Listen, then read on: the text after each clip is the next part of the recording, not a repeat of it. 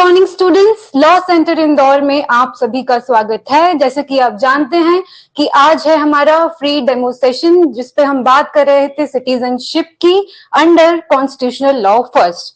कल हमने constitutional law में सिटीजनशिप से रिलेटेड पार्ट 2 के अंदर जितने भी कॉन्स्टिट्यूशनल प्रोविजंस थे उनको डिस्कस कर लिया था और हमने ये देखा था कि जो आर्टिकल 5 to 11 के अंडर कॉन्स्टिट्यूशनल प्रोविजंस दिए गए हैं सिटीजनशिप पे, वो एग्जॉस्टिव नहीं है, अपने आप में पूर्ण नहीं है। इसलिए कॉन्स्टिट्यूशन ने ही आर्टिकल 11 के अंडर पार्लियामेंट ऑफ इंडिया को ये पावर दी गई थी कि जो भी कॉन्स्टिट्यूशनल प्रोविजंस में गैप्स हैं उनको फिल करने के लिए वो एक विधान पारित कर सकती है, एक लॉ बना सकती है और उसी पावर का इस्तेमाल करके जो पार्लियामेंट है उसने बनाया है सिटीजनशिप एक्ट ऑफ 1955। अब हम ये लॉ क्यों पढ़ रहे हैं? बिकॉज आपके यूनिवर्सिटी एग्जाम्स में एक बहुत फेवरेट क्वेश्चन है एग्जामिनर का, जो कि है acquisition and termination of citizenship. वो इस पे ग्राउंड्स पूछ लेते हैं कि एक्विजिशन एंड टर्मिनेशन के ग्राउंड्स पूछिए, ग्राउंड्स बताइए, वो कंडीशंस पूछ लेते हैं। ये सब तो हमको बहुत जरूरी है ये पढ़ना कि सिटीजनशिप एक्ट ऑफ 1955 में ऐसे कौन से प्रोविजंस हैं जो कि एक्विजिशन एंड टर्मिनेशन की बात कर रहे हैं। तो चलिए अब हम बारी बारी से देख लेते हैं। सबसे पहले हम बात करते हैं एक्विजिशन की, कि किन ग्राउंड्स पर एक्विजिशन दिया जाता है, मतलब सिटीजनशिप किन ग्राउंड्स पर एक्वायर की जा सकती है।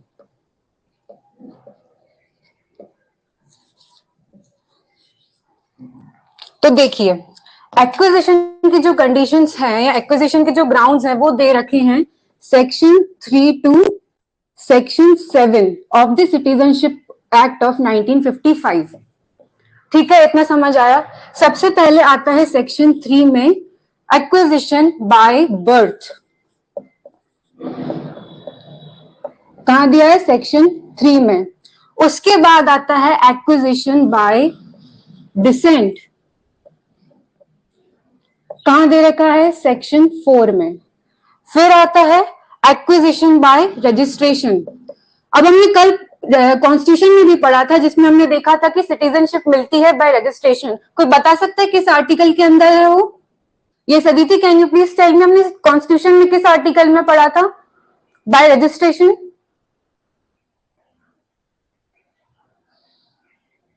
It is under article 8। Article 8 of constitution में जब हमने पढ़ा था कि जो भी पर्सन हैं वो रिसाइडिंग आउटसाइड इंडिया वो कैसे एक्वायर करेंगे सिटीजनशिप? Bye registration. और ये आर्टिकल 8 में दिया था। Under the citizenship act of 1955 it is given under section 5। Section 5 में दिया है। इसके बाद किस ग्राउंड पर दी जा सकती है, एक्वायर की जा सकती है citizenship? Bye naturalisation. Bye naturalisation. और ये कहां दिया है? सेक्शन 6 में। And last ground is incorporation of territory. किसी और भूमि को भारतीय भूमि में मिला लेना, सेक्शन 7 में दे रखा है। तो उस राज्य के जिसकी भूमि को हमने हमारी भूमि में मिलाया गया है उस राज्य के नागरिक भी भारतीय नागरिक कहलाएंगे। अब इनको डिटेल देख लेते हैं एक बार। सबसे पहले देखते हैं सिटीजनशिप बाय बर्थ कैसे एक्वायर की जाती है। तो इसमें हमको कुछ डेट्स याद रखने की जरूरत है।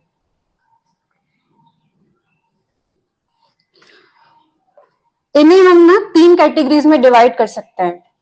सबसे पहले तो जो 26 जनवरी 1950 से लेकर 1 जुलाई 1987 तक भारत में पैदा हुए हैं, इंडियन सबकॉन्टिनेंट में पैदा हुए हैं या फिर गवर्नमेंट ऑफ इंडिया के अंडर जो रूल टेरिटरी है उसमें पैदा हुए हैं, तो वो इर्रिस्पेक्टिव ऑफ द नेशनैलिटी और सिटीजनशिप ऑफ देयर पेरेंट्स कौन कहलाएंगे? सिटीजन्स ऑफ इंडिया कहलाएंगे।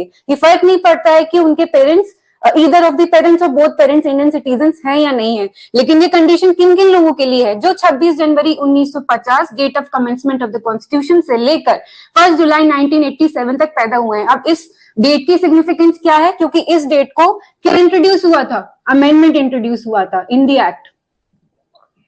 एक बार मैं सारे अमेंडमेंट्स आप लोगों को नोट डाउन करा दूंगी और ये भी नोट डाउन करा दूंगी कि उन अमेंडमेंट से क्या क्या चेंजेस आए हैं। और यही रीजन है कि इन्हीं सभी जो ये जो डेट्स हैं ये यहाँ पर मेंशन है, क्योंकि हम देखेंगे कैसे कि इन अमेंडमेंट से जो यूज सोलाई का कॉन्सेप्ट हमने कल पढ़ा था कि जो इंडियन कॉन्स्टिट्यूशन है वो प्राइमरीली किस प्रिंसिपल पे गवर्न होता है, यूज सोलाई पे गवर्न होता है जब सिटीजनशिप की बात आती है। लेकिन कैसे इन सब्सिक्वेंट अमेंडमेंट्स ने उस यूज सोलाई के कॉन्सेप्ट को ट्रांजिशन में लेकर आया है और कन्वर्ट किया है यूज सैंग्विनिस से, तो हम ये देखेंगे सब्सिक्वेंट अमेंडमेंट्स में। अभी हाल फिलहाल आप याद रख लीजिए कि ये जो डेट है 1 जुलाई 1987 को एक अमेंडमेंट इंट्रोड्यूस हुआ था इस एक्ट से, और इसमें ये कंडीशन लगा दी गई थी, मतलब यहाँ ये डेट जो है ये थ्रेशोल्ड है, यहाँ तक जो भी लोग पैदा हो गए हैं उनकी irrespective of the nationality of their parents वो सिटीजन्स कहलाएंगे। लेकिन जो लोग भी इस दिनांक के बाद यानी कि आफ्टर 1 जुलाई ऑफ 1987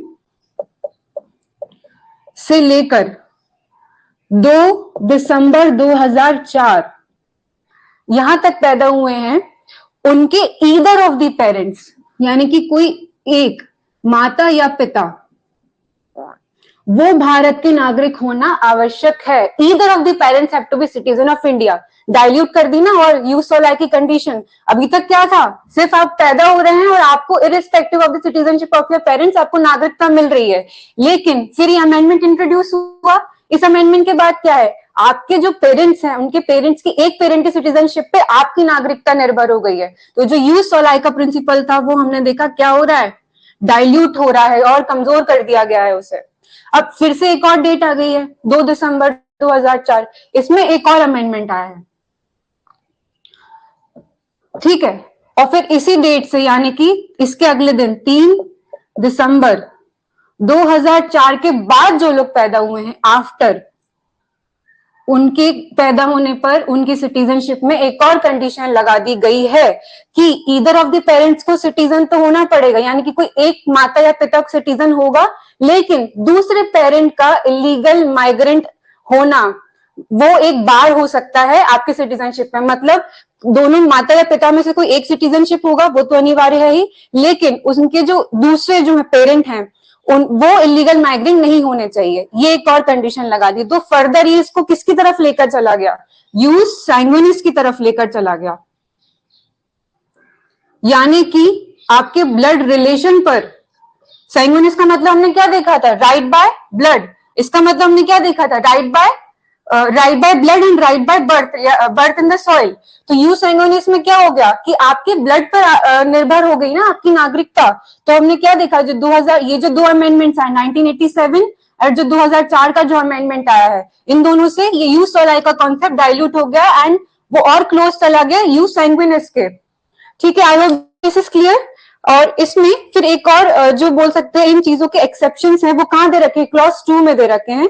इसमें एक रेस्ट्रिक्शन दिया है बर्थ के ग्राउंड पर भी, जब सिटीजनशिप आप लेंगे इन इस एक्ट के अंदर, उसमें भी एक रेस्ट्रिक्शन दे दिया गया है कि अगर किसी भी पर्सन के जो माता या पिता है उन्हें इम्यूनिटी प्रोवाइड की गई है because he is a envoy, he और she is a envoy of a foreign state. कल हमने देखा था फॉरेन स्टेट कहां पर डिफाइंड है, इंटरप्रिटेशन क्लॉज में 367 में। तो अगर किसी फॉरेन स्टेट के एनवॉय हैं, राजदूत हैं किसी इंसान के पेरेंट्स, तो उसको सेक्शन 3 के अंदर क्या है, रेस्ट्रिक्शन है, वो सेक्शन 3 के अंदर नहीं ले सकता है सिटीजनशिप। या फिर अगर उसके पेरेंट एनिमी एलियन है तो। ये 2 रेस्ट्रिक्शंस आपको समझ में अगर वो कहां दे रखे हैं, रेस्ट्रिक्शंस कहां दे रखे हैं, सेक्शन 3 क्लॉज 2 में। I hope this is clear. मुझे लगता है बाय बर्थ हमने पूरी तरह से कवर कर लिया है। यहां तक किसी को डाउट है? यस, चलिए फिर अब दूसरा देखते हैं। दूसरा है हमारा बाय डिसेंट।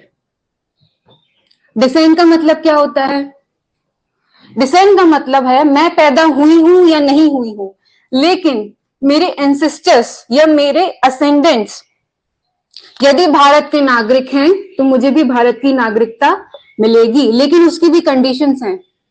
बाय डिसेंट कहां दिया है, सेक्शन 4 में। अब इसकी क्या कंडीशंस है देख लेते हैं। इसमें भी दो डेट्स है, देखिए अभी हमने 2 अमेंडमेंट देखे थे, 1987 का अमेंडमेंट देखा था और एक 2004 का अमेंडमेंट देखा था, या 2003 का अमेंडमेंट देखा था। अब हम देखते हैं 1992 का अमेंडमेंट। क्या है इसमें कंडीशन? सबसे पहले इसमें भी 3 डेट्स हैं।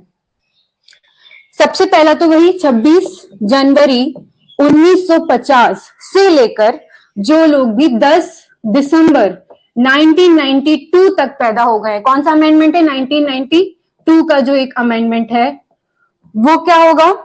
अगर उनके पिता सिटीजन रहे, अगर उनके पिता फादर इज अ सिटीजन, तो वो लोग कौन हो जाएंगे? वो लोग भी हो जाएंगे citizen of India.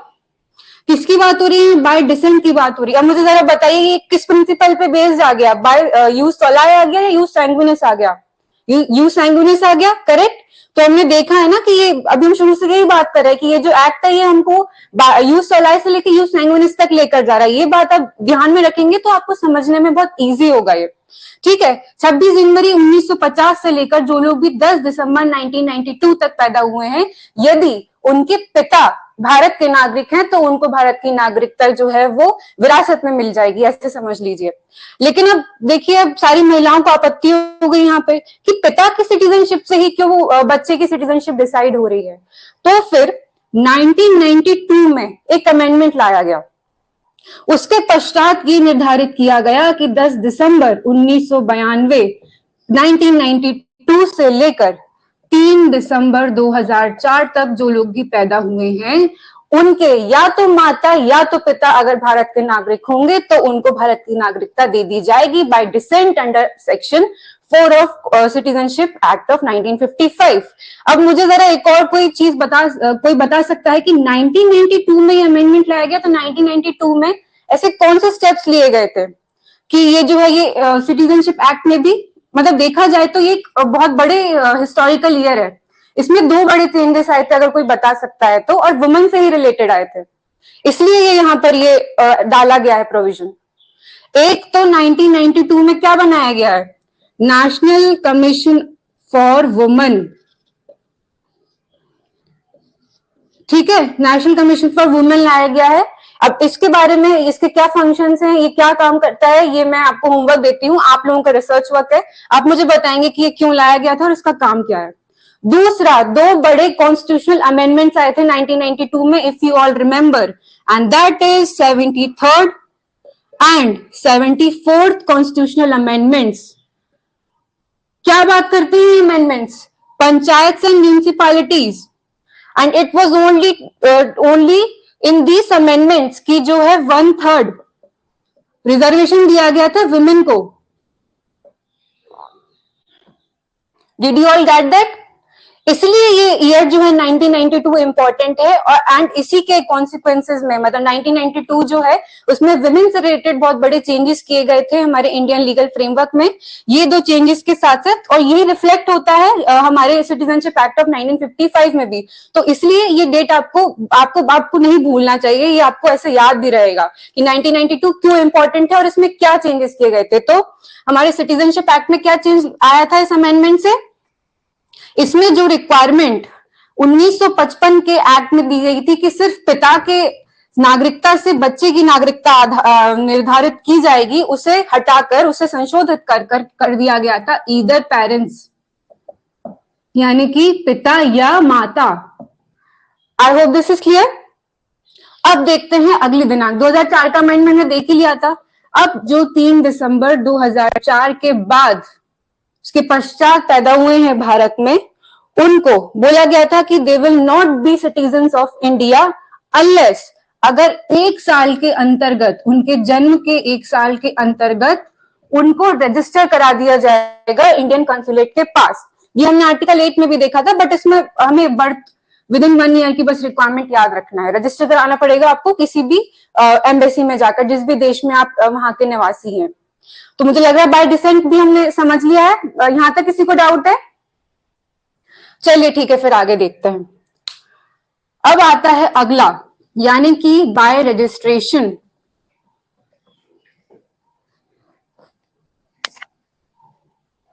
Bye registration कहां दिया है? सेक्शन 5 में। अब सेक्शन 5 में 7 कैटेगरीज दे रखी हैं जिन लोगों को भी हम सिटीजनशिप दे सकते हैं। सबसे पहले आते हैं कौन? Persons of Indian origin, PIOs. ये पीआईओस कौन है? हमने देखा था जो खुद भले ही पैदा ना हुए हो इंडिया में, लेकिन या तो इनके पिता या माता भारत में पैदा हुए हो। लेकिन इसमें क्या कंडीशन है? ऐसे लोगों का भारत में ऑर्डिनरीली रेसिडेंट होना जरूरी है for 7 years before making the application for registration. उनके रजिस्ट्रेशन की जो वो एप्लीकेशन जो वो देंगे, उससे 7 साल पूर्व तक उनका भारत में ऑर्डिनरीली रेसिडेंट यानी सामान्य रूप से निवासी होना बहुत आवश्यक है to get registered themselves as a citizen of India by virtue of Section 5 of Citizenship Act of 1955। इतना क्लियर है? दूसरी कैटेगरी है पर्सन्स ऑफ इंडियन ओरिजिन। अगर वो अनडिवाइडेड इंडिया में, अनडिवाइडेड इंडिया मतलब कौन सा इंडिया? बिफोर, कल हमने पार्टीशन की डेट देखी थी 1 मार्च ऑफ 1947, अनडिवाइडेड इंडिया। इससे पहले अगर वो ऑर्डिनरीली रेसिडेंट रहे हैं पर्सन्स ऑफ इंडियन ओरिजिन, तो वो भी बाय रजिस्ट्रेशन सेक्शन 5 के अंडर कौन हो जाएंगे? सिटीजन हो जाएंगे, उनको एक्वायर कर लेंगे सिटीजनशिप। तीसरे हैं ऐसे पर्सन्स ऑफ इंडियन ओरिजिन जो किसी भारत के नागरिक से क्या कर लेते हैं? विवाह कर लेते हैं, शादी कर लेते हैं। If they get married to any citizen of India, plus उनका भी यहां पर 7 साल एज एन ऑर्डिनरीली रेसिडेंट होना आवश्यक है। 2 कंडीशंस आ गई। देखिए, पहले तो अगर वो खुद पर्सन्स ऑफ इंडियन ओरिजिन हो और 7 years ऑर्डिनरीली रेसिडेंट हो। दूसरा, वो अनडिवाइडेड इंडिया यानी कि एक मार्च 1947 में पर्सन्स ऑफ इंडियन ओरिजिन रहे हो, ठीक है, या फिर मैरिड हो, मैरिड कर ली हो अगर इन्होंने किसी इंडियन सिटीजन से, और उसके पश्चात वो 7 years ऑर्डिनरीली रेसिडेंट है इंडिया में, तो वो जो है वो बाय रजिस्ट्रेशन एक्वायर कर लेंगे सिटीजनशिप। ठीक है, 3 कैटेगरीज हो गई। चौथी कैटेगरी कौन सी हो गई? Minor children.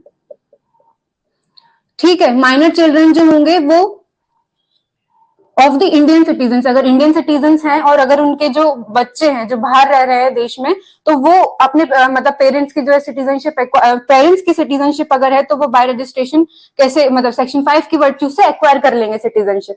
ठीक है, 5वीं कैटेगरी कौन सी है? Persons of full age and capacity whose parents are citizens under section 6(1)(a)। Section 6(1)(a) अभी हम देखेंगे, नेचुरलाइजेशन की बात करता है।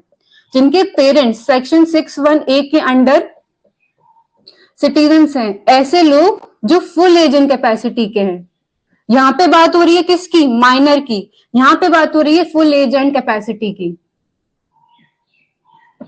सेक्शन 6 से जब 6(1)(a) जब हम देखेंगे तो मैं आपको बताऊंगी कि क्या डिफरेंस है दोनों में। फिर उसके बाद है persons of full age and capacity who or either of his parents are earlier citizen of India and are ordinarily resident for 12 months before making an application। ऐसे व्यक्ति जो कि full age and capacity acquire कर चुके हैं, ठीक है, और या तो वे खुद या तो उनके माता पिता पहले सिटीजन्स रहे हैं इंडिया के, अभी उन्होंने किसी और सिटीजन्स भले एक्वायर कर ली हो, लेकिन वो पहले रहे हैं किसी और इंडिया के सिटीजन्स, और एप्लीकेशन करने से पहले मतलब 12 मंथ्स पहले अगर वो ऑर्डिनरीली रेसिडेंट रहे हो इंडिया में। ये हो गई कितनी कैटेगरीज हो गई? 6। एंड 7th कैटेगरी इज अगर वो रजिस्टर्ड है एज एन ओसीआई। ओसीआई कल हमने देखा था कौन होते हैं? Overseas citizen of India. लेकिन इनके लिए भी क्या है कंडीशन? और हाँ, इनको एक कार्ड दिया जाता है, जैसे हमने देखा था जब 2005 में एक अमेंडमेंट हुआ था, तो इनको कुछ राइट्स देने के लिए, real estate rights, property rights, बाकी ट्रैवल और ऑक्यूपेशन के राइट्स देने के लिए 2005 में एक अमेंडमेंट लाया गया था एक्ट में, और इनको एक कार्ड होल्डर्स बना दिया गया था, जो कि काफी एक चिंता का विषय था कई लोगों के लिए। उन्होंने कहा था कि डुअल सिटीजनशिप लेकर आता है। हालांकि इस एलिगेशन को दादन गवर्नमेंट ने नकारते हुए कहा था कि नहीं, डुअल सिटीजनशिप नहीं लाता है, ये सिर्फ इन लोगों के जो इंडियन ओरिजिन के टाइज हैं उनको रिवाइव करने के लिए है, उन्हें याद दिलाने के लिए है कि वे भारतीय मूल के व्यक्ति हैं। तो जो ओवरसीज सिटीजन ऑफ इंडिया रहे हो, एज कार्ड होल्डर्स रहे हो, ओसीआई कार्ड होल्डर्स रहे हो फॉर 5 years, कम से कम 5 साल के लिए वे ओसीआई कार्ड होल्डर्स रहे हो, और 12 मंथ्स के लिए ऑर्डिनरीली रेसिडेंट रहे हो इंडिया में। ठीक है, एक बार फिर से देख लेते सारी कैटेगरीज। पहले तो जो खुद पर्सन ऑफ इंडियन ओरिजिन हैं and they are resident for 7 years, ordinarily resident for 7 years. दूसरे ऐसे पर्सन ऑफ इंडियन ओरिजिन जो कि अनडिवाइडेड इंडिया में रहे हो। तीसरे जो पर्सन ऑफ इंडियन ओरिजिन हैं और जिन्होंने किसी भारत के नागरिक से विवाह कर लिया है and they are ordinarily resident for 7 years in India. चौथा है minor children of Indian citizens. पांचवा है ऐसे पेरेंट्स जिनको सेक्शन 6(1)(a) के अंतर्गत यानी कि बाय नेचुरलाइजेशन उनको सिटीजनशिप प्राप्त की गई है और जो व्यक्ति फुल एजेंट कैपेसिटी के हैं वैसे व्यक्तियों को रजिस्ट्रेशन मतलब सेक्शन 5 के अंदर वो एक्वायर कर सकते हैं सिटीजनशिप। और वैसे ही फुल एजेंट कैपेसिटी के व्यक्ति जो 12 मंथ्स ऑर्डिनरीली रेसिडेंट रहे हो इंडिया में उनको मिल जाएगी सिटीजनशिप। और 7th कैटेगरी कौन सी है? जो ओसीआई कार्ड होल्डर्स रहे हैं इंडिया में for 5 years and they are ordinarily resident for 12 months in India. तो बाय रजिस्ट्रेशन भी क्लियर हो गया है। थोड़ा सा इसको याद करने की जरूरत है, उसका कोई शॉर्टकट नहीं है, वो आपको याद करना पड़ेगा। तो जितना इजीली जितना जल्दी आप इस चीज को एक्सेप्ट कर लेंगे वो उतना अच्छा होगा आप लोगों के लिए। अब नेक्स्ट कैटेगरी देख लेते हैं, नेक्स्ट ग्राउंड देख लेते हैं कि हमको किस ग्राउंड पर एक्वायर कर सकते हैं citizenship. That is by naturalisation. Naturalisation क्या होता है? नेचुरलाइजेशन का मतलब होता है कि मैं किसी स्थान पर काफी समय से रह रही हूं और उसके बाद फिर मैं उसकी नागरिकता ग्रहण करने की मेरे अंदर इच्छा जाग गई, मंशा जाग गई और मैं फिर जो है उसकी सिटीजनशिप के लिए अप्लाई कर देती हूँ। तो उसके लिए क्या कंडीशन होगी? कहां दे रखा है, क्या बात कर रहे हैं हम? पहले तो बाय नेचुरलाइजेशन कहां दिया है? ये सेक्शन 6 में दिया है। क्या कंडीशन है इसकी? जो लोग भी ऑर्डिनरीली रेसिडेंट रहे हो फॉर 12 ईयर्स। 12 ईयर्स का मतलब ये है 12 मंथ्स इमीडिएटली प्रीसीडिंग एप्लीकेशंस, ठीक है, 1 साल तो ये हो गया, और 11 years in aggregate, 11 years in aggregate, ठीक है। मतलब एप्लीकेशन से ठीक 12 मंथ पूर्व तो रहना ही है और उससे पहले कभी भी 11 साल आप गिन लीजिए इन एग्रीगेट। तो एटलीस्ट उनका 12 ईयर्स ऑर्डिनरीली रेसिडेंट होना जरूरी है भारत में, तो वो बाय नेचुरलाइजेशन क्या कहलाएंगे? बाय वर्च्यू ऑफ सेक्शन 6 वो एक्वायर कर लेंगे भारत की नागरिकता को। I hope this is clear. हाँ, और इसके अलावा 3rd शेड्यूल में कुछ कंडीशंस मेंशन की। कौन सा 3rd schedule? 3rd schedule of the act, not 3rd schedule of the Indian constitution. Remember, ये गलती मत कीजिएगा। 3rd schedule of act of 1955, ठीक है। इसमें भी कुछ कंडीशंस दे रखी हैं। तो ये रिक्वायरमेंट प्लस 3rd शेड्यूल में जो कंडीशंस उनको फुलफिल करने के बाद आप क्या बन जाएंगे? एक्वायर कर लेंगे Indian citizenship by naturalisation. I hope this is clear. उसके अलावा जो हमारा लास्ट ग्राउंड आता है, तो मुझे लग रहा है जो हमने पिछले सेक्शन 5 में जो पढ़ा था, जिसके parents bye naturalisation citizenship acquire करते हैं वो भी बाय रजिस्ट्रेशन सिटीजनशिप एक्वायर कर लेंगे। तो वो इस रिक्वायरमेंट को फुलफिल कर रहे हैं उनके पेरेंट्स, जो हमने पढ़ा था ना सेक्शन 6(1)(a) में। तो इस रिक्वायरमेंट को जिनके भी पेरेंट्स फुलफिल कर लेते हैं और सेक्शन 6 से एक्वायर करते हैं सिटीजनशिप, वैसे बच्चे मतलब जो वो फुल एजेंट कैपेसिटी एक्वायर कर लेंगे तो वो by virtue of section 5 application करेंगे to get registered them as citizen of India. ठीक है, इतना समझ आया। उसके बाद हम देखते हैं लास्ट एक्विजिशन का ground by incorporation of territory. Bye incorporation of territory कहां दिया है? सेक्शन 7 में। अगर किसी और देश की या किसी और टेरिटरी को हम इंडियन टेरिटरी में इंक्लूड कर लेते हैं तो नोटिफाइड डेट से, जो भी भारत की डेट एक नोटिफाई करेगी गैजेट नोटिफिकेशन से, राजपत्र से एक डेट नोटिफाई करेगी, उस डेट से उस पर्टिकुलर टेरिटरी के जो लोग हैं वो भारत के नागरिक कहलाएंगे। इसके कुछ एग्जाम्पल्स हैं। जैसे आप लोगों ने अगर पढ़ा होगा, गोवा का लिबरेशन हुआ था 1961 में, तो 1962 में ऑपरेशन विजय से जो हुआ था, 1962 में गोवा को लिबरेट किया गया था। तो 1962 में एक गैजेट नोटिफिकेशन लाया गया था जिसके थ्रू गोवा के जितने भी लोग थे उनको इंडियन सिटीजनशिप दे दी गई थी। सिमिलरली 1962 में ही पौंडीचेरी, उसके भी लोगों को इंडियन सिटीजनशिप दे दी गई थी through a gadget notification. Goa किसके अंडर था? पोर्टुगीज के अंडर था। उससे लिबरेट किया गया था। ठीक है, तो गोवा और पौंडीचेरी दो एग्जांपल्स हैं, आप चाहें तो उनको नोट डाउन कर सकते हैं और एग्जाम में लिख सकते हैं। आप इससे आपकी जनरल नॉलेज भी रिफ्लेक्ट होगी और आपके पास कंटेंट भी रहेगा आंसर लिखने के लिए। तो मुझे लग रहा है हमने एक्विजिशन के सारे ग्राउंड्स कवर कर लिए हैं। रिवाइज कर लेते हैं। सेक्शन 3 में है बाय बर्थ, सेक्शन 4 में है बाय डिसेंट, सेक्शन 5 में है बाय रजिस्ट्रेशन, सेक्शन 6 में है बाय नेचुरलाइजेशन एंड सेक्शन 7 में है बाय इनकॉर्पोरेशन ऑफ टेरिटरी। ठीक है, अब जैसे कि मैंने आपसे प्रॉमिस किया था कि मैं आपको सारे अमेंडमेंट्स लिखवाऊंगी जिससे आपको डेट्स याद करने में आसानी हो, और अगर आप ये चाहें तो एग्जाम में लिख सकते हैं। अगर आपके पास कंटेंट कम पड़े, आपको बाकी चीजें याद ना आए, और अगर आपको लगे कि हमारे पास बहुत समय है, तो आप बिल्कुल लिख सकते हैं। तो सबसे पहला जो एक अमेंडमेंट था वो था हमारा 1986 का अमेंडमेंट। दूसरा अमेंडमेंट था हमारा 1992। तीसरा अमेंडमेंट किया गया है 2003, फिर आया है 2005, और अभी जो लेटेस्ट आया है वो है 2019।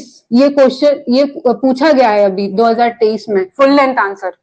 ठीक है, तो देख लेते हैं पहले 1986 से क्या आया था। 1986 में जैसा कि हमने कहा था कि इसने प्रिंसिपल ऑफ यूज सोलाई को क्या कर दिया, डाइल्यूट कर दिया। और 2003 जो है इसने मतलब ये किस में लेकर आया, सेक्शन 5 में कंडीशन लेकर आया था जिसमें सिर्फ आपके बर्थ के आधार पर आपको नागरिकता नहीं मिलेगी, आपके पेरेंट्स की नागरिकता पर भी आधारित होता है आपकी नागरिकता। और 2003 में फिर एक इलीगल माइग्रेंट वाली जो चीज थी कि दूसरे पेरेंट का मतलब दूसरा पेरेंट अगर इलीगल माइग्रेंट है तो भी आपकी नागरिकता खतरे में, आपको नागरिकता नहीं मिलेगी। वो कंडीशन को इंट्रोड्यूस कर इसको और डाइल्यूट कर दिया था, इसको और करीब लेकर गया था प्रिंसिपल ऑफ यूज सांगुइनिस की तरफ। ठीक है, अब उसके बाद फिर और इससे एक और चीज इंट्रोड्यूस हुई थी, कोई बता सकता है?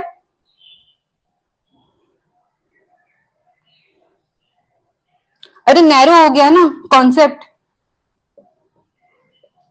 बाय बर्थ का,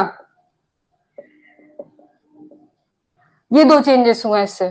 फिर 1992 का जो मैंने आपको बता ही दिया है कि 1992 से क्या हुआ था, ये क्यों लाया गया था, to eliminate discrimination against women. दो चेंजेस आए थे इससे। एक तो मतलब जो बाकी, मैं पूरे लीगल फ्रेमवर्क की बात कर रही हूँ, नेशनल कमीशन ऑफ वुमेन आया था, 73rd एंड 74th अमेंडमेंट आए थे। तो ये दो चेंजेस आप याद रखेंगे तो आपको 1992 का अमेंडमेंट मतलब सीधे सीधे याद रखेगा कि बाय डिसेंट जब हम ग्राउंड पढ़ेंगे तो 1992 का अमेंडमेंट आएगा। ठीक है, फिर जब हम 2003 का अमेंडमेंट पढ़ते हैं तो इसमें इलीगल माइग्रेंट वाली कंडीशन लाई गई थी। तो 2003 का जो अमेंडमेंट है उसमें इलीगल माइग्रेंट्स का तो एक कॉन्सेप्ट लाया गया था और एनआरसी लाया गया था। NRC is national register of citizens. ये किसके कंटेक्स्ट में बात हो रही है, असम के कंटेक्स्ट में बात हो रही है। और ये जो ह्यूज इन्फ्लक्स हो रहा था इलीगल माइग्रेंट्स का from the adjoining neighbouring countries, उसको रेगुलेट करने के लिए कॉन्सेप्ट लाया गया था। जब हम हमारा अमेंडमेंट एक्ट 2019 पढ़ेंगे तो उसमें हम पढ़ेंगे सेक्शन 2(1)(b, उसमें इलीगल माइग्रेंट्स को डिफाइन किया गया है और उसके अब किन किन लोगों को उस इलीगल माइग्रेंट्स की कंडीशन से एग्जेम्प्ट कर दिया गया वो हम 2019 को अभी हम पढ़ने वाले हैं कुछ ही देर बाद, उसमें मैं आपको बताऊंगी। ठीक है, तो अभी इतना ध्यान रख लीजिए कि 2003 का अमेंडमेंट क्यों आया गया था, इलीगल माइग्रेंट्स का। इससे भी सेक्शन 5 में एक कंडीशन लाई गई थी कि दूसरे पेरेंट का इलीगल माइग्रेंट नहीं होना चाहिए अगर आप सेक्शन 5 के अंदर सिटीजनशिप लेना चाहते हैं तो। I hope this is clear. अब इसके बाद आते हैं हम 2005 के अमेंडमेंट पे। 2005 में क्या आया था, OCI, overseas citizen of India के लिए स्कीम लाई गई थी, जिसमें जब भी हमने पढ़ा था कि ओसीआई कार्ड होल्डर्स का अगर उनको लेना है सेक्शन किसमें, सेक्शन 5 के अंडर अगर उनको सिटीजनशिप लेना है तो उनका 5 साल ओसीआई कार्ड होल्डर्स होना जरूरी है। 2005 के अमेंडमेंट में इनका जो और 2 साल उनका ऑर्डिनरीली रेसिडेंट होना जरूरी है। इसमें वो जो 2 साल की कंडीशंस थी उसको 1 ईयर कर दिया गया, रिलैक्सेशन कर दिया गया था 2005 में। फिर हमारा फाइनली आता है 2019 का अमेंडमेंट, इसको हम डिटेल में अभी बस पढ़ने वाले हैं।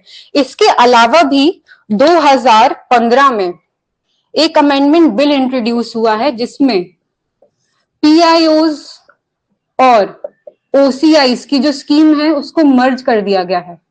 इसकी करंट अभी इस बिल की जो क्या कंडीशन है, अभी क्या स्टेटस है इस बिल का, ये आप लोगों का रिसर्च वर्क है, आप मुझे बताएंगे कमेंट कर यूट्यूब पर कि 2015 में जो बिल लाया गया था उसका भी क्या स्टेटस चल रहा है। ठीक है, तो चलिए फिर हम 2019 का अमेंडमेंट देख लेते हैं डिटेल में कि क्या किया गया है। उसके बाद फिर हम देखेंगे कि टर्मिनेशन के क्या ग्राउंड्स हैं। पहले हम एक बार अमेंडमेंट देख लेते हैं।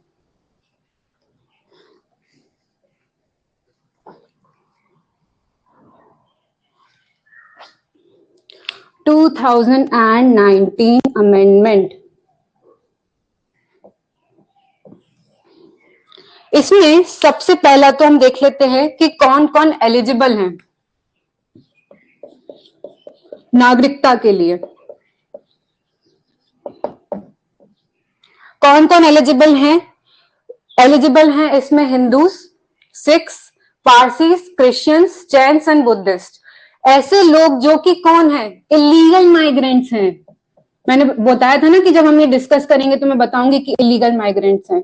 और इन रिलीजन से हैं कौन कौन? Hindus, Jains, Buddhist, Christians and Parsis. In 5 religions के जो भी व्यक्ति हैं और वो इलीगल माइग्रेंट्स हैं। इलीगल माइग्रेंट्स कहां डिफाइंड है? Section 21B of the act 21B। तो उसमें जो लोग भी इन फेथ से बिलोंग करते हैं और वो लीगल माइग्रेंट्स हैं, उनको एलिजिबल कर दिया गया है to be citizens of India. ठीक है, और इनको एग्जेम्प्ट कर दिया गया है इस इलीगल माइग्रेंट की कैटेगरी से। They will no more be called as illegal migrant. और इसके रिपरकशंस क्या हैं? इसके लीगल इम्प्लीकेशंस क्या हैं? इसका क्या प्रभाव पड़ेगा कि उनके ऊपर जो भी है ये मतलब इलीगल माइग्रेंट्स के ऊपर जो कार्रवाई चलती है फॉरेनर्स एक्ट के अंतर्गत और पासपोर्ट एक्ट के अंतर्गत, वो नहीं की जाएगी। ठीक है, तो ये तो हमने एलिजिबिलिटी देख ली है। इलीगल माइग्रेंट्स में इलीगल माइग्रेंट्स की डेफिनेशन अगर हम देखें सेक्शन 21B में, तो क्या है कि अगर वो विदाउट ट्रेवल डॉक्यूमेंट्स, मतलब वो अपने पहचान पत्र वगैरह को बिना लिए अगर आ जाते हैं, या फिर वो बियॉन्ड स्टिपुलेटेड टाइम, या जितने समय उनको भारत में रुकने की मंजूरी दी गई है, अगर वो उससे अधिक समय बिताते हैं भारत में, और अगर वो पोटेंशियली फेस कर रहे हैं थ्रेट ऑफ प्रोसिक्यूशन, गिरफ्तारी का या फिर कार्रवाई का, या फिर डिपोर्टेशन। डिपोर्टेशन इंटरनेशनल लॉ में आप पढ़ेंगे कि जो लोग भी मतलब दूसरे देश में किसी जब क्राइम कर कर आते हैं, या फिर कह सकते हैं कि जब उनके पास कानूनन दस्तावेज नहीं होते हैं उस देश में रुकने के लिए, तो उनको उनके जो होम कंट्री है उसमें डिपोर्ट कर दिया जाता है। तो डिपोर्टेशन और या फिर इम्प्रिजनमेंट, जेल, इन 3 चीजों का जब खतरा होता है तो वो कौन कहलाते हैं? इलीगल माइग्रेंट्स कहलाते हैं। और इस इलीगल माइग्रेंट्स जो इन 5 फेथ से बिलोंग करते हैं, उनको एलिजिबल कर दिया गया है to acquire citizenship under by virtue of 2019 amendment under the act of 1955। Eligibility हो गई। दूसरी चीज क्या है?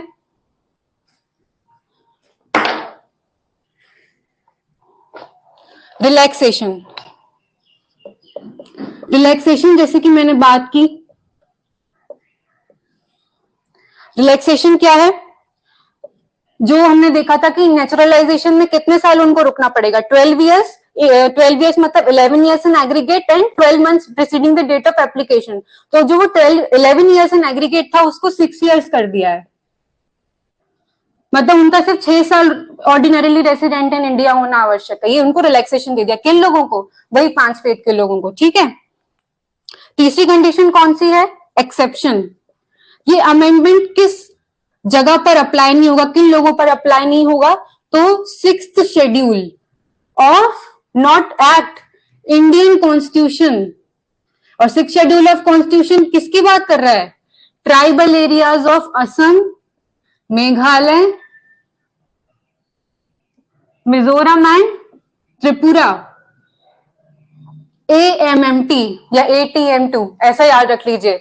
Assam, Meghalaya, Mizoram and Tripura, in 4 countries के जो ट्राइबल एरिया, 4 स्टेट्स के जो ट्राइबल एरियाज हैं under 6th schedule of the Indian constitution, उन पे एग्जेम्प्टेड होगा। प्लस जो ऐसे जगह पे जहां पे इनर लाइन परमिट दिया गया है, उन पर भी ये अमेंडमेंट अप्लाई नहीं होगा। मतलब वहां पे इन 5 फेज के लोग जो इलीगल माइग्रेंट्स हैं उनको सिटीजनशिप नहीं दी जाएगी। ये 3 पॉइंट्स आपको क्लियर हुए, कौन लोग एलिजिबल हैं, क्या रिलैक्सेशन दिया हुआ है इनको, और क्या कौन कौन सी जगह जो है इस अमेंडमेंट के प्रभाव से एग्जेम्प्टेड है। ठीक है, उसके बाद हम देखते हैं कि इससे कॉन्सिक्वेंसेस क्या हैं। तो उनको तत्कालीन प्रभाव से बिल्कुल नागरिकता मिल जाएगी और उनके ऊपर एज एन इलीगल माइग्रेंट जो भी कार्रवाई की जा रही है अंडर द फॉरेनर्स एक्ट और पासपोर्ट एक्ट वो रोक दी जाएगी। ठीक है, उसके बाद फिर एक और इंपॉर्टेंट चेंज लाया गया था जो कि था क्या, 5वां, जो ओसीआई कार्ड होल्डर्स थे या ओवरसीज सिटीजन्स ऑफ इंडिया थे, उनके ओसीआई रजिस्ट्रेशन के ग्राउंड्स फॉर कैंसिलेशन में एक और ग्राउंड जोड़ा गया है, ग्राउंड्स फॉर कैंसिलेशन। उसमें जोड़ा गया है कि कोई भी अगर ओसीआई कार्ड होल्डर है और अगर वो इस एक्ट के किसी भी प्रावधान का उल्लंघन करता है या फिर भारत सरकार के द्वारा बनाए गए किसी और विधि का या विधान का उल्लंघन करता है तो उस ग्राउंड पर उसकी नागरिकता क्या छीन ली जाएगी या उसका जो रजिस्ट्रेशन है एज एन ओसीआई वो कैंसिल कर दिया जाएगा। ये ग्राउंड पहले नहीं था, ये 2019 के अमेंडमेंट से जोड़ा गया है। तो ये 5 चेंजेस आपको क्लियर हो गए हैं, बस आपको ये 5 चेंजेस ही मेंशन करके आना है। जितनी मैंने डिटेल्स इसमें मेंशन की हैं, अगर आप उनको सिस्टमैटिकली उसमें लिखेंगे तो आपके पास इनफ कंटेंट होगा इस 2019 के अमेंडमेंट के बारे में लिखने के लिए। आप आराम से 2 पेजेस कवर कर सकते हैं, उतना ही इंपॉर्टेंट है। बाकी आप 1955 के एक्विजिशन और टर्मिनेशन के ग्राउंड्स लिख कर आइए और फिर बताइए कि 2019 के अमेंडमेंट से कौन कौन से चेंजेस लाए गए हैं।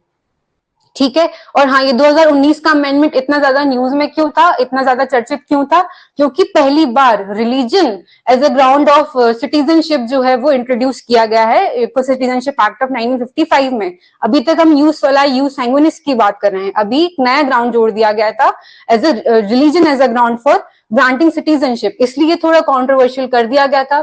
कुछ लोगों के एलिगेशंस थे कि अगेंस्ट सेक्युलरिज्म है, ये है। हालांकि जो भी है वो हमारे सबके पर्सनल व्यूज हैं। मेरा मानना ऐसा है कि इसे जो है एक्सक्लूसिव नहीं बल्कि इंक्लूसिव कॉन्सेप्ट मान के चलना चाहिए, जो लोग भी रिलीजियस परसिक्यूशन द्वारा। और हाँ, इसमें जो ये जिनकी बात हो रही है वो किन इनलीगल, कहाँ से इनलीगल माइग्रेंट्स की बात हो रही है, उन कंट्रीज में जहाँ पे ये फेथ के लोग एज ए माइनॉरिटी हैं, बांग्लादेश हुआ, अफगानिस्तान हुआ, ऐसी कंट्रीज से। ठीक है, उन लोगों को सिटीजनशिप की बात हो रही है। तो मुझे तो लग रहा है it is all in all an inclusive concept and so that is all about 2019 amendment. अब हम देख लेते हैं फाइनली, ये तो हमने देख लिया कि किन ग्राउंड्स पर एक्वायर की जा सकती है सिटीजनशिप। अब हम देख लेते हैं कि किन ग्राउंड्स पर सिटीजनशिप छीनी जा सकती है, निरस्त की जा सकती है, समाप्त की जा सकती है। टर्मिनेशन,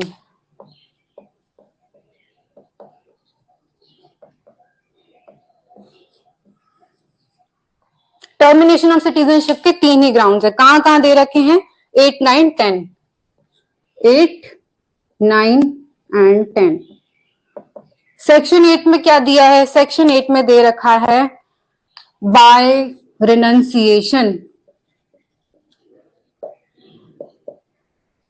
यानी त्याग दी हमने सिटीजनशिप। कैसे त्यागेंगे हम, एक फॉर्मल डिक्लेरेशन से त्यागेंगे। हमने ऑफिशियली डिक्लेयर कर दिया है कि मैं भारत की नागरिकता का त्याग करता हूं, रेनंशिएट उसे अगर करता हूं तो मैं भारत का नागरिक, तो उससे जो है उसकी सिटीजनशिप उसी दिन से टर्मिनेट कर दी जाएगी। लेकिन अगर ऐसा डिक्लेरेशन किसी वॉर के दौरान किया गया है तब उसका जो डिक्लेरेशन उसे विथहेल्ड कर लिया जाएगा, उसे तब रोक दिया जाएगा और हम वॉर खत्म होने का इंतजार करेंगे। उसके बाद देखा जाएगा कि उस डिक्लेरेशन को मान्यता देनी है या नहीं देनी है। ठीक है, सेक्शन 9 बात करता है समाप्ति की, टर्मिनेशन ऑफ सिटीजनशिप, यानी समाप्त कर देना सिटीजनशिप। अगर मैं वॉलंटरीली अपनी इच्छा से किसी और देश की नागरिकता को ग्रहण कर लेती हूं तो मेरी सिटीजनशिप उसी दिन से समाप्त हो जाएगी। क्यों? क्योंकि हमारा कॉन्स्टिट्यूशन क्या है, सिंगल सिटीजनशिप देता है। हमारा भारत का संविधान हमें ये आज्ञा नहीं देता है कि हम एक से ज्यादा देश की नागरिकता को ले या रखें। इसलिए अगर आपने दूसरी कंट्री की सिटीजनशिप को ले लिया है तो भारत की नागरिकता समाप्त हो जाएगी। इसलिए मैंने कहा था कि मैं सिंगल सिटीजनशिप और जो सैलिएंट फीचर्स है वो बाद में पढ़ाऊंगी, क्योंकि अगर हम अभी ये प्रोविजन डिस्कस नहीं करते और मैं आपको पहले ही कह देती सिंगल सिटीजनशिप देता है तो आप समझ ही नहीं पाते कि क्या है सिंगल सिटीजनशिप और हम क्यों सिंगल सिटीजनशिप की बात कर रहे हैं। तो कहां से सिंगल सिटीजनशिप आ रहा है? Section 9 of citizenship act of 1955 में क्लियरली बोल रहा है कि अगर आप किसी और कंट्री की सिटीजनशिप को एक्वायर कर लेते हैं वॉलंटरीली तो भारत की नागरिकता जो है समाप्त हो जाएगी। उसके बाद सेक्शन 10, सेक्शन 10 में क्या है? डेप्रीवेशन। डेप्रीवेशन का मतलब होता है वंचित कर देना। मुझे भारत की नागरिकता से कब वंचित कर दिया जाता है? तो उसकी 5 कंडीशंस हैं। कौन कौन सी कंडीशंस हैं डेप्रीवेशन की? पहली कंडीशन है अगर मैं फ्रॉड करती हूं, डिसेप्शन करती हूं या कंसीलमेंट करती हूं। अगर मैं ऐसी कोई बात झूठ बोल देती हूं, छुपाती हूं जो कि मटेरियल फैक्ट है। कब? जब मैं भारत की नागरिकता अक्वायर करने जाऊंगी बाय रजिस्ट्रेशन या फिर बाय नेचुरलाइजेशन।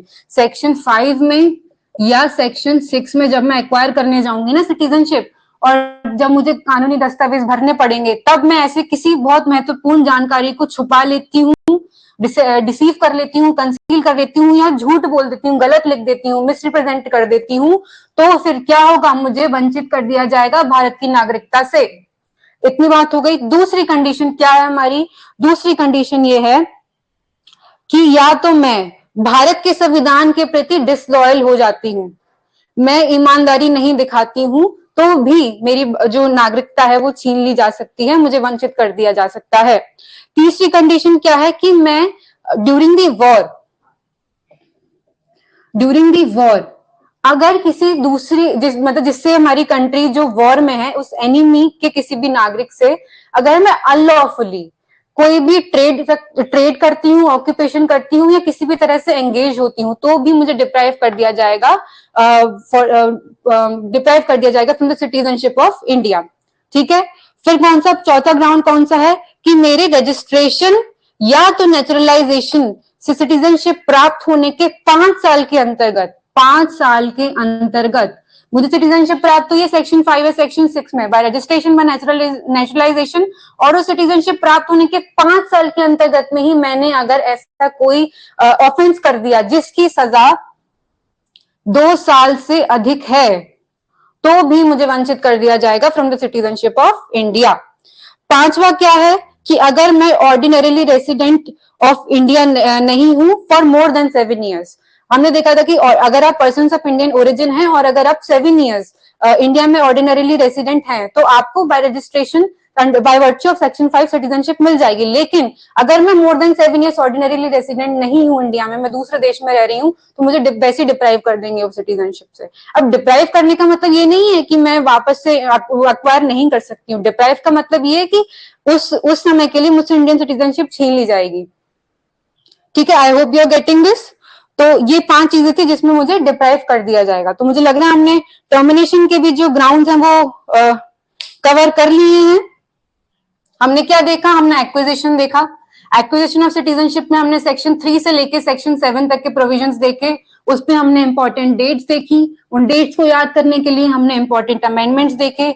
1986 का अमेंडमेंट, 1992 का अमेंडमेंट, 2003 का अमेंडमेंट, 2005 का अमेंडमेंट, 2005 के अमेंडमेंट बिल और फाइनली 2019 का अमेंडमेंट। और उसमें जो 5 महत्वपूर्ण चेंजेस हैं वो पॉइंट भी मैंने आपको नोट डाउन कर दिए हैं। आप एज इट इज अपने आंसर में मेंशन कर सकते हैं। उसके बाद हमने टर्मिनेशन देखी। टर्मिनेशन ऑफ सिटीजनशिप वो किन 3 ग्राउंड्स पे टर्मिनेट की जा सकती है हमारी सिटीजनशिप? पहले by renunciation, by termination and by deprivation. Deprivation में अगेन हमने 5 कंडीशंस देखी। किन 5 कंडीशंस में हमको वंचित कर दिया जाएगा भारत की नागरिकता से। तो यहाँ पर हमारा जो है इंडियन सिटीजनशिप का जो कॉन्सेप्ट है पूरा तरह से हमने कवर कर लिया है। इसकी सिनॉप्सिस और आंसर का फॉर्मेट आपको पीडीएफ नोट्स में ऐप पर बिल्कुल अवेलेबल हो जाएगा, जिसमें हमने जितने भी यहाँ पर जो पॉइंट्स हमने डिस्कस किए हैं वो कुछ मैंने यहाँ पे एडिशनली मेंशन किए हैं। बाकी जैसा आंसर आपको चाहिए लिखने के लिए मैंने आपको इनफ कंटेंट प्रोवाइड किया गया कराया है उस पीडीएफ में, तो आपके पास सफिशिएंट मटेरियल होगा आंसर लिखने के लिए। और मैंने सिनॉप्सिस भी उसमें मेंशन की हुई है, साथ ही उसमें वो टॉपिक वाइज प्रीवियस ईयर्स भी मेंशन्ड है, तो आपको कहीं भी जाने की जरूरत नहीं है, आपको हमने एक ही जगह सारा कंटेंट दे दिया है। तो अगर आप अपने सेमेस्टर की तैयारी कर रहे हैं तो डायरेक्ट प्लस क्लासेस और क्लास में दिए गए नोट्स, जो भी मैं यहाँ क्लास में आपको बोर्ड पर पढ़ा रही हूँ आप नोट डाउन करें उसे प्लीज, प्लस हमारे पीडीएफ नोट्स। अगर ये 3 चीजें आपने कवर कर ली हैं तो मुझे नहीं लगता है कि आपको कोई भी रोक सकता है 70% मार्क्स लाने से, क्योंकि इससे बाहर तो आपको जाने की जरूरत नहीं। मुझे नहीं लग रहा यूनिवर्सिटी एग्जाम्स में इससे ज्यादा रिक्वायरमेंट है आपको पढ़ने की या फिर लिखने की, इतना आपके पास टाइम रहेगा ही नहीं। एक आइडियल आंसर जो है should be completed with in 35 to 40 minutes.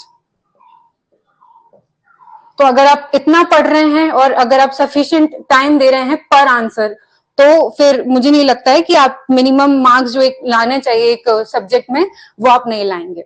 तो this was all from my side. अगर आपको कोई भी डाउट्स है, क्वेरीज हैं, तो please let me know in the chat box. किसी को कुछ डाउट है तो आप प्लीज चैट बॉक्स में डाल दीजिए, मैं उन्हें एड्रेस कर दूंगी, नहीं तो फिर हम हमारा सेशन ही एंड करते हैं। कोई डाउट्स है अदिति, मीमांशा?